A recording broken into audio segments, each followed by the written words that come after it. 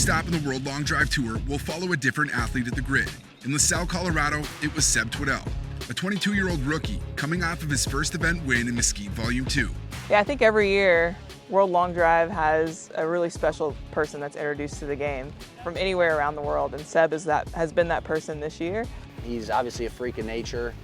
Was he about 6'6", 260? His legs come up to my head, so that's an obvious advantage in the long drive game when you're 7'2". He's put on a ton of weight, 30, 40 pounds over the last year. He's a freak, and freaks are good for our sport because it gets people to come out and watch. He has a very high intelligence when it comes to athleticism. He's able to learn quickly, and we've been able to see that over this year from him going to a very fresh rookie, and now he kind of looks like a veteran. If Seb figures it out, and if Seb continues to perform like he has been, it kind of narrows the field down to only a number of guys who can win. So selfishly, I kind of want Seb to go back to his old ways, because if he's like this, he's tough to beat. I said he's going to be probably pretty good, and then he hit like 240 or something, and then he beat me. So we're not friends. About it. Seb arrives to the range in the morning. He'll be in group 2 of 4 and will need a strong showing in order to advance to Sunday's round of 32. He discusses his routine prior to the event. Usually a pretty high carb breakfast, some oats, some protein as well. Get here an hour and a half before, do a half-hour activation style warm-up. I've actually been working out at the stable with Aaron McConnelly, and we've come up with a plan sort of thing with some bands and activation stuff, and as soon as we get on the grid, like full speed pretty much. And then obviously warming up with the rip sticks as well, and that just gets the body firing again. And yeah, then we go sets of 6 for the balls, slowly ramping it up, and then there'll be one set of 6 where it's max out to get the body moving properly. And then after that, it's back to getting that shot pattern in, hitting down that imaginary grid, and yeah, just hitting those shots. One of the things that will take some getting used to is the altitude in Salle. Didn't notice it at first. We went to the gym the afternoon we got in, and I noticed it straight away when I was doing some bicep curls. You just feel like there's just that pressure in your chest, and you're like, damn, I feel like I've run a mile. But yeah, it's not as bad hitting balls actually, which is good. So still just taking it easy, not overdoing it, and keep everything fresh. And even the warm-up, cut the warm-up in half today, like activation-wise. So yeah, the ball just seems to stay in the air forever. So with that one as well, I feel like that straighter ball is going to be better for the grid, because think about longer the ball's in the air and it's traveling left to right, right to left, the more it's going to carry right to left to right. So it's, yeah, just keeping it as straight as possible, I feel, and yeah, minimize that movement is really key, and just let it fly. My gamer is the Hypersonic 20. My boy Chris over in Hawaii, he's the greatest club builder in the world, in my opinion. And he sent these over, made them in a way where they haven't broken, and it's been about like 1,000 hits, 1,000 plus hits. And this free flex here, 38 grams. You can see that little whip there. So this was the world record club shaft. So we'll bring that out, get the speeds up, and let that little kick point just launch it up in the air and just fly. In between events, Chris has been sending over a few different prototypes just so we can really dial in on a shaft that we bring out to the grid. Also like wind shafts as well to keep it lower, something like that. And then obviously ones like this where it's just all about speed, and when you connect one, it just goes. There's a lot that goes behind it. You wouldn't think for just hitting the ball far. Usually with these flimsier shafts as well, it takes probably 3 to 4 hits to get used to the new kick point. So these first 3, it's just swing pretty easy, and then once you get a feel for where it's kicking, you can start ramping it up as well. Each stop on the tour in 2023 has had a different champion. Parity on the grid is high. Honestly, like, you just have to come in expecting like everyone's going to bring their A game. So when I'm hitting, I'm not worrying about anyone else. Like as Martin said before, when he's on the grid, he doesn't know who's he's hitting with. I feel it's the exact same. Exactly, it's just your processes and just commit to that shot shape, and whatever everyone else can do whatever they do, and yeah, I can just control what I do. So.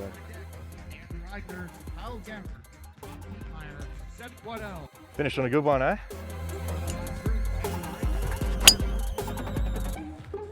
You next up? Feeling good? Always. It's time for Seb to tee off, and he seems to pick up right where he left off. All right, Seb Twaddell got his first ball in the grid at 420. Yep. This is the biggest difference from him from Hope Sound to now. Really harnessing that speed. We know he's one of the fastest, if not the fastest. Learning how to harness that is huge.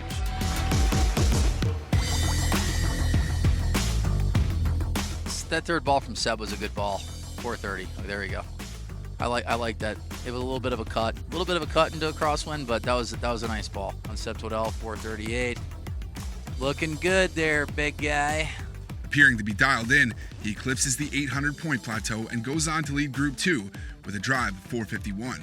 16 men have already advanced to the round of 32, and 16 more will advance here in a couple hours. We'll see you shortly. He'll advance to the round of 32 on Sunday, but his work for the day isn't done. He sticks around to support best friend and fellow countryman Matt Stubbs, who will be competing in Group 4 in the afternoon. I'm very lucky with the team I have around me, so always traveling with my best mate, Matty Stubbs. It's just like being back at home. We actually became roommates last year in November when I moved up to the Gold Coast, and since then we literally put everything into long drive. Seb and I both have the same coach, Craig Parker. We planned out our training schedule and our competition schedule and our progress schedule when we started our full-time commitment with him. To be where we are today and on the journey we're on now, it's pretty cool doing it with your best mate. I mean, I make the joke that Seb's basically my son, so I take care of him in a lot of ways and keep him organised and focused and disciplined. So I get more nervous watching Seb than I do competing myself, because obviously I just want to see him do as well as he can. So my heart rate's sitting at 180 watching this kid out on the grid. For now, it's Seb's turn to watch Stubbs, who's recently picked up the famous double pump swing, one that the two Aussies have become known for. The understanding of the double pump isn't quite there yet.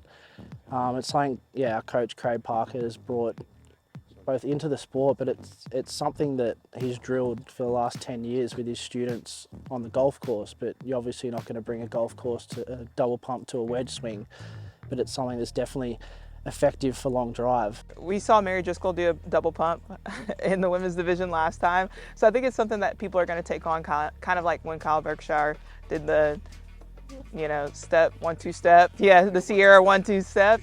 So I think people are going to do the Seb 2 pump here, and it's going to become a thing. And right as he's transitioning out of it, it's going to probably explode. As other coaches and elite athletes spend more time studying the double pump, they'll see that it's got a lot more benefits than just providing a bit of extra momentum for your backswing to bring more speed.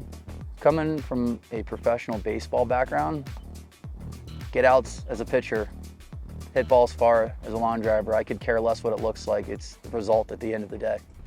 It's now the beginning of the day. Seb hits the range and gets ready to compete in the round of 32 in search of another spot in the afternoon's round of 16.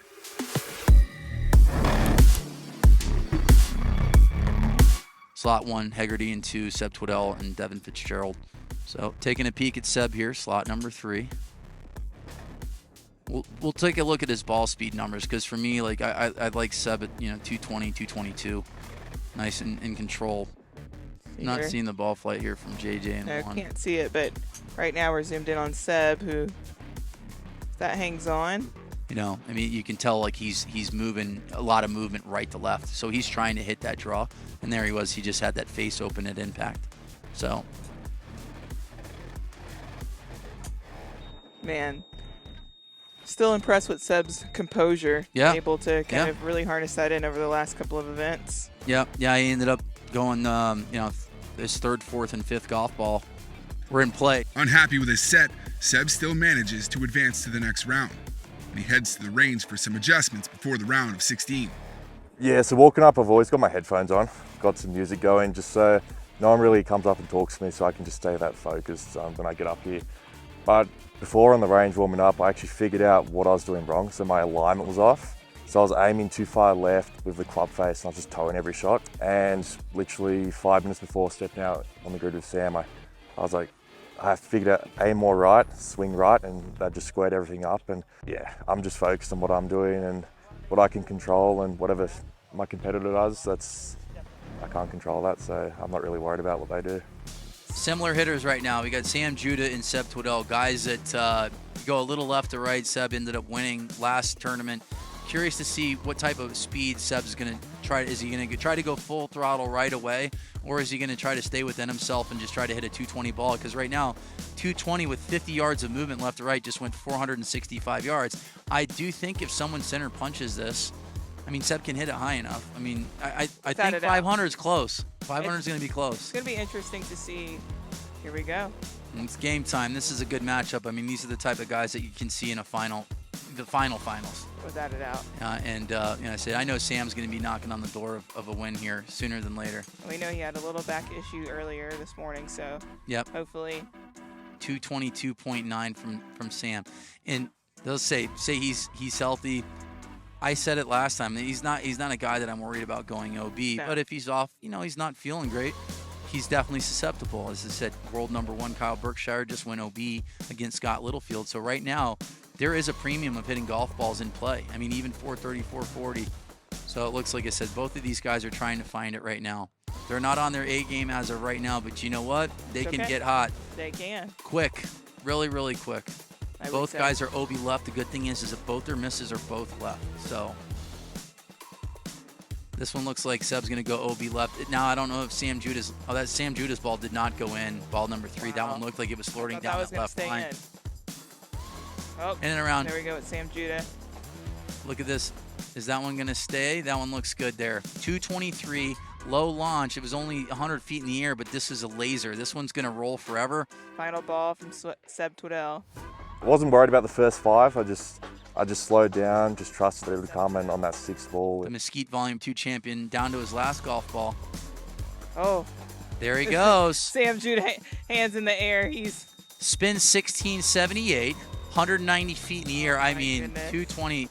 That ball looks really good. What did I say? Wow. We saw this in Mesquite. All right, we're gambling. Did he win? 455. 462. I would say if I'm gambling right now, I gotta take Seb. That ball was perfect, right down the middle, and there was no movement too. That ball was dead straight. 457. If he's leaving it to the last ball, he's getting me a bit worked up because, I mean, I always know he's going to get it done. That shows you how talented he is. I mean, he is. I can tell you right now, he's going to tell you he's not having a good tournament, but he's fast. And, I mean, you only need one in this sport, and he gets there on that last ball. Worked a bit more on my alignment and squaring the club face up, which sitting it good, and then coming over, getting music on, walking up to the grid, and yeah, wasn't worried about who I was going up against, even though, Martin, last year's world champ, that didn't come into my mind at all. I'm just going out there and sticking to my processes and just hitting that shot. Matchup here between, a guy that hits a predominant cut against a guy that hits it high, and it's a little bit of a draw. But yeah, this is going to be a really great matchup. Definitely something that you would see in the finals. We can see right here. Yep, you got Seb Twaddell, who won last event, and you got Martin Borgmeyer, who won this event last year, who won the 2022 World Championships, who won the first event in Mesquite. Borgmeyer with a club twirl. Let's take a peek at the numbers. This one's fighting down that left side. Is it going to stay in play? It's 210. A little bit of a miss hit for Martin. It's not center punch, but you know what? It's a number. Seb Twaddell is currently in the lead. Let's see this last ball. If this 5th ball stayed in play, this is going to be a big number. I'm going to say it's going to be in the 450s if that one stayed in play. Did ball number 5 or Martin Borgmeyer stay in? Seb Twaddell is down to his last ball as well. They're making it suspenseful, I can tell you that, because I think his last ball was in play. OB right, so 450. Marty Borgie, 240 is going to take down the set on that 5th ball. What I really like from Seb this event is that he didn't have his best. Yeah, and he still made a final 8. But he performed very, very well, and so very proud of him on that. Martin Borgmeyer going on. No, he'll regroup, and like I said, I feel like his performance today was something that I kind of expected in Mesquite, but he just stayed to the game plan, and he just stayed hot that entire time. It was frustrating. Just struggled all day today, which was but it's part of sport, part of professional sport, and part of long drive as well. He was off a little bit today. He looked tired. He really did. And a lot of these guys are tired. I mean, they're flying from all over the world And you can't expect him to come out every single tournament and beyond. It's just not possible. You know, there's a reason why there's been a different winner every single tournament so far. Seb can be hard on himself at times, so he'll reflect on this event. He'll go back to our team, find out what he needs to work on, and I know he'll work exceptionally hard over the next 2 weeks to improve on this performance. I feel like, especially this morning's round, I was rushing my processes a bit. I was just mentally wasn't 100% engaged, so I'll speak with my mindset coach, Matt Stubbs, and just go over some things and thoughts I had on the grid with him, and then got some videos as well, so I can go over those with my coach back home, Craig Parker, and but yeah, just those sort of things and getting back online. He's going up against the longest hitters on the planet. There's 64 guys that entered, and when you make a final 8 and you're not on top of your game, you're a pretty good hitter. Seb will put this one behind him and set his sights on another win in Memphis.